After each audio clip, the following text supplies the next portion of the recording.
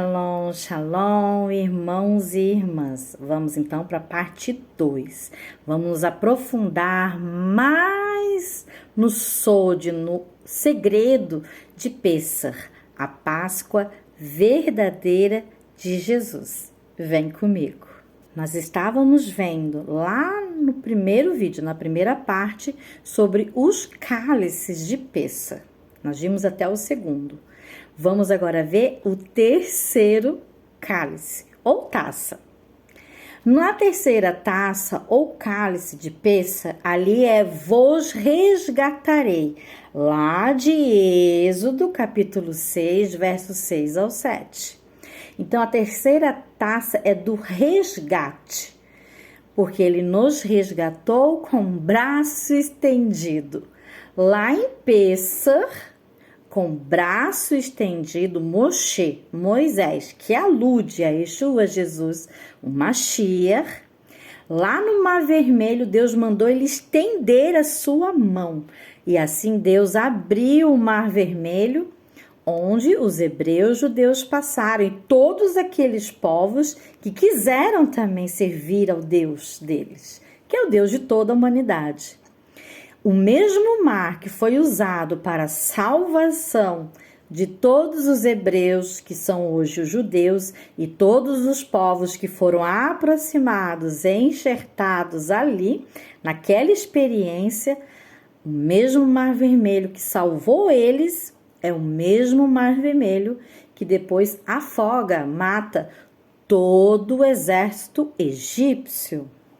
Aludindo a Yeshua, Jesus, que quando ele estendeu os seus braços no madeiro, na sua crucificação, também foi com braço estendido, braço forte, que ele nos salva, tanto os judeus como os não judeus, do pecado. Ele lava, ele paga a nossa conta, porque todos nós pecamos e todos nós estávamos destituídos de Deus. Porém, Yeshua Jesus pagou o resgate. E agora nós somos perdoados para termos uma nova vida, um novo nascimento, um recomeço. Não à toa, o Pêssar, a Páscoa verdadeira de Yeshua Jesus em Israel, inicia-se na primavera. Primavera é isso, é um novo recomeço, um novo começo. E a quarta taça, que é a taça que muitos chamam da taça do Elias, o profeta Elias, é aqui o cálice de Pêssar, ou a taça de Pêssar, que simboliza o tomar-vos-ei por meu povo, e serei o vosso Deus, lá de Êxodo 6, verso 6 ao 7. Outro item da Páscoa de Pêssar verdadeiro de Jesus é o pão sem fermento, o pão asmos, ou chamado de matizá, que também é chamado de aficomã. Tem 3 desses centrais na mesa, onde o dirigente vai usar, simbolizando os 3 patriarcas, Abraão, Isaque e Jacó. Mas perceba que é o pão matizado do meio, simbolizando Isaque, que é quebrado, e depois é envolto em um pano branco. O que simboliza isso? O pão do meio, que é o aficomã, que simboliza Isaque, na verdade simboliza Yeshua, Jesus. Lembra daquela história que Abraão leva Isaque para ser sacrificado no monte, que Deus está pedindo isso dele, o filho que ele mais ama, o primogênito, o único filho dele de Sara. E ele leva Isaque para o monte, e na hora que ele ia sacrificar Isaque, que Isaque levava nos lombos palha para o sacrifício, madeira, como Yeshua levou em seus ombros, Isaque também foi sem reclamar. Ele deixou ser amarrado, ele já era um homem, não era uma criança como o pessoal pensa. E na hora do seu sacrifício, quase sacrifício, que ele é chamado no judaísmo de quase akedah, Deus fala, não, para, Eu sei que você realmente ia sacrificar o seu filho amado, mais amado, por amor a mim, mas não precisa. Eu já providenciei o cordeiro. E aí, ali vai ter um animal que vai ser sacrificado no lugar de Isaac. Quem simboliza esse animal sacrificado no lugar de Isaac e o próprio Isaac? Yeshua Jesus.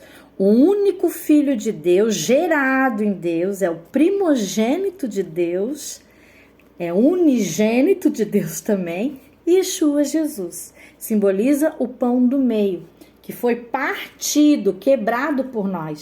E esse pão, ele é quebrado, partido também na cerimônia verdadeira de Pêssar. E olha, o menor pedaço, por incrível que pareça, o pedaço menor vai ser envolto num pano branco, assim como Yeshua foi envolto numa mortalha totalmente branca e vai ser escondido. Assim como Yeshua Jesus foi escondido da maior parte do seu povo, não de todos, mas de muitos judeus ele foi escondido, para que não vissem que ele era o Messias e assim ele pudesse morrer por todos nós, judeus e não judeus. Perceba que Yeshua Jesus foi também envolto numa mortalha e também foi escondido.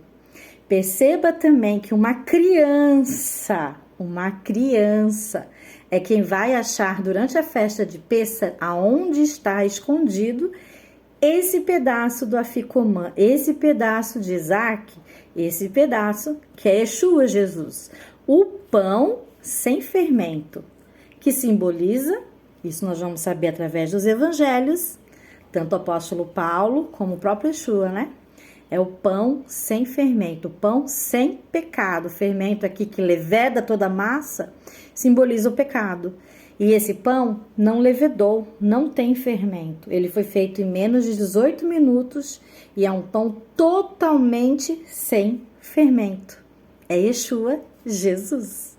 E é uma criança pura que vai estar pegando e procurando.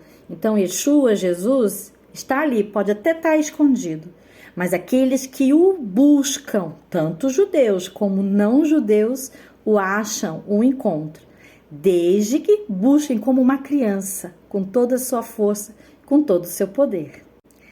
Yeshua Jesus também fala: peguem desse pão, comam, pois é o meu corpo que é dado por vocês. Ele se deu por amor a todos nós. E assim, pagou o nosso preço do pecado lá na cruz. Era para nós estarmos lá. Nós somos o Barrabás. Nós somos os pecadores. Mas ele morreu no nosso lugar para que a gente tenha de agora em diante uma vida nova, em obediência a Deus.